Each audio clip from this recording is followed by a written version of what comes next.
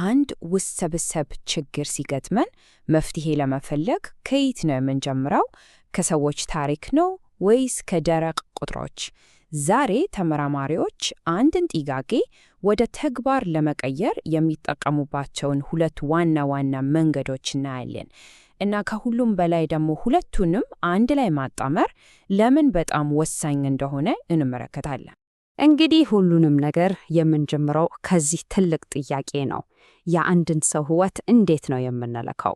እዚህ ምስል ላይ እንደምናየው በልጁ ክንድ ላይ በተጠቀለለ የመለኪያ ቴፕ ብቻ ነው ወይስ ከዚህ የጠለቀ ሌላ ትርጉም አለው?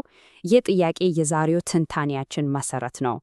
እሺ፣ ታሪኩ የሚጀምረው ከመረዳት ችግር ነው።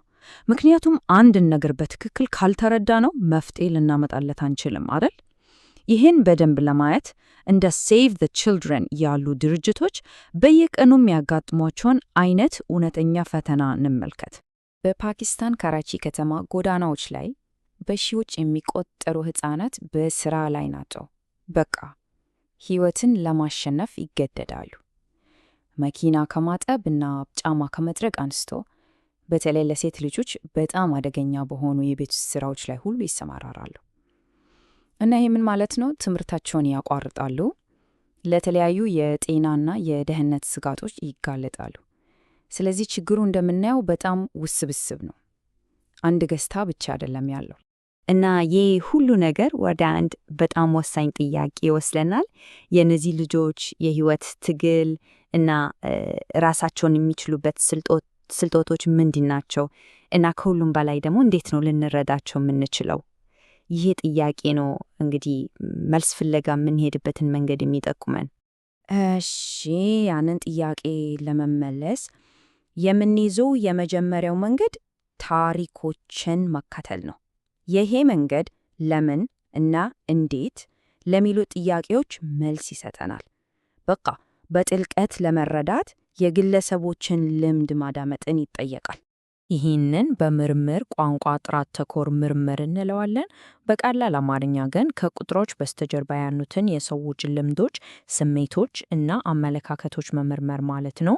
የአንድን ሁኔታ ሙሉ ምስል ለማግኘት ነገሩ የሚፈጠርበትን ማህበራዊ እና ባህላዊ ሁኔታ በጥልቀት መረዳት ማለት ነው። ይህንን ለማድረግ ደግሞ ተለያዩ መሳሪያዎች አሉን። ለምሳሌ ከአንድ ሰው ጋር ቁጭ ብለን በጥልቀት ልናወራ እንችላለን። የግል ታሪኩን እንሰማለን። ይሄ ቃለ መጠየቅ ነው። ወይም ደግሞ የቡድን ውይይቶችን እናዘጋጃለን። ያኔ ማህበረሰቡ በአጠቃላይ ምን እንደሚያስብ ለመረዳት ይጠቅማል። እንደ ፎቶ ቮይስ አይነት ዘዴዎች ደግሞ በጣም የሚገርሙ ናቸው። ሰዎች በራሳቸው ፎቶግራፎች ታሪካቸውን እንዲናገሩ እድል ይሰጣል። እሺ፣ እነዚህ ሁሉ ታሪኮች ከተሰበሰቡ በኋላስ ምን ይሆናሉ? እዚህ ስዕል ላይ እንደምናየው ነው። በቃ መጀመሪያ ላይ የተበታተኑ የሚመስሉ የግል ገጠመኞች ስልታዊ በሆነ መንገድ ወደ ትልልቅ ጭብጦች ይቀየራሉ። ለምሳሌ የትምህርት ቤት ክፍያ መክፈል ከበደኝ፣ ወይም ትምህርት ቤት ስሄድ በጣም ነው መደክመው የሚሉ ሐሳቦች ሲደመሩ የሚሰሩ ሕፃናት በድካም ይሰቃያሉ ወደሚል ትልቅ ጭብጥ ያመራሉ። እና ያለን ከግል ታሪክ ተነስተን ወደ ሰፋ ያለ ገንዘብ የምንደርሰው በዚህ መንገድ ነው። በጣም ጥሩ።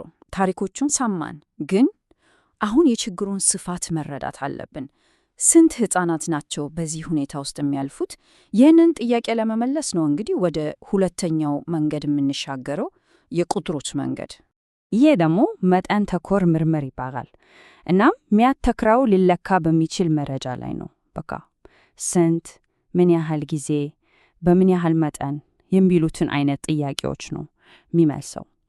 ዋናው ዓላማው የአንድን ችግር ስፋት ማወቅ እና ያገኘነውን ውጤት ወደ ብዙሃኑ ሕዝብ ማጠቃለል ነው። አሁን ለምሳሌ ይህን ሰንጠረዥ መልከት። በካራቺ ጎዳናዎች ላይ ከሚሰሩ ሕፃናት መካከል ወደ 21 በመቶ የሚሆኑት በልመና ስራ ላይ እንደተሰማሩ ያሳያል።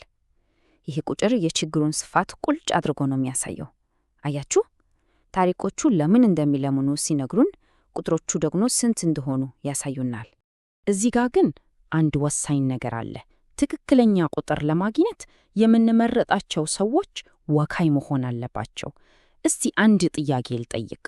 ከእነዚህ ተሳታፊዎችን የመምረጫ ዘዴዎች ውስጥ አድሎ የሌለበት የቱ ነው? ትንሽ እናስብበት። አዎ፣ መልሱ ሀ ነው። ለምን? ምክንያቱም ልክ ስሞችን ከባርኔጣ ውስጥ በዕጣ እንደማውጣት ነው። ለእያንዳንዱ ልጅ ለመመረጥ እኩል ዕድል ይሰጣል። ሌሎቹ ዘዴዎች ግን አድሏዊ ሊሆኑ ይችላሉ። ውጤታችንም የተዛባ ይሆናል። እንግዲህ አንድ መንገድ ታሪኮችን ሰጠን፣ ሌላኛው ደግሞ ቁጥሮችን። እውነተኛው ኃይል ግን የሚገኘው የት ነው መሰላችሁ? እነዚህን ሁለቱን ስናጣምራቸው ነው። ያኔ ነው የተሟላውን ምስል የምናገኘው። ልዩነቶቹን እዚህ ጋር በግልጽ ማየት እንችላለን። ጥራት ተኮር ምርመር ነገሮቹን በጥልቀት ለመመርመር ነው።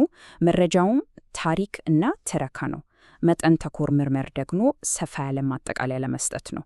መረጃውም ቁጥር ነው። በቃ አንዱ የሰውየውን ገጠመኝ ሲያሳየን፣ ሌላኛው ደግሞ የችግሩን ስፋት ያሳያል። ይህ የማጣመር ሂደት አንድ ስም አለው፣ ትሪያንጉሌሽን ይባላል። ይህን እንደዚህ ያስቡት።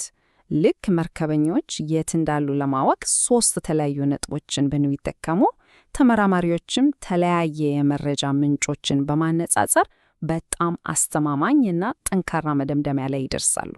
ከምንጩ የተወሰደ አንድ ጥቅስ ይህንን ሐሳብ በጣም በሚገባ ያጠቃልለዋል።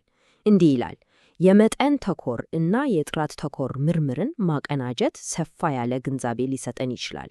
መጠን ተኮር ምርምር የችግሩን ስፋት ሊገልጽ ይችላል። ጥራት ተኮር ምርምር ደግሞ የማህበራዊ፣ ፖለቲካዊና ባህላዊ አውድ ጥልቅ ግንዛቤ ይሰጠናል። ባጭሩ አንዱ ያለ ሌላኛው ሙሉ ምስሉን በፍጹም አይሰጠንም። እሺ፣ አሁን የተሟላውን ምስል አገኘን። ከዚህ በኋላስ? ይህ ነው ወሳኙ ጥያቄ። ይህ ሁሉ መረጃ፣ ይህ ሁሉ ግንዛቤ እንዴት ነው ወደ እውነተኛ ለውጥ እና ወደ ተግባር የሚቀየረው? ሂደቱ ቀላል እና ምክንያታዊ ነው። መጀመሪያ ችግሩ ለምን አስፈላጊ እንደሆነ እናስረዳለን። ከዛ የተጠቀምንባቸውን ዘዴዎች ትክክለኛነት እናሳያለን። ቀጥሎ ቁልፍ ግኝቶቻችንን እናቀርባለን። በመጨረሻ ደግሞ እነዚህ ግኝቶች ከዚህ በፊት ከነበረው ዕውቀት ጋር እንዴት እንደሚገናኙ እንወያያለን። እና ይሄ የተደራጀ ሪፖርት ነው እንግዲህ ውሳኔ ሰጪዎች እርምጃ እንዲወስዱ የሚገፋፋቸው። ስለዚህ የመጨረሻው ጥያቄ ይሄ ነው። ታሪኮችንም ሆነ ቁጥሮችንም በአንድነት ማዳመጥ ስንማር በመጨረሻ ልንፈታቸው የምንችላቸው ችግሮች ምን ያህል ብዙ እና ትልቅ ሊሆኑ ይችላሉ?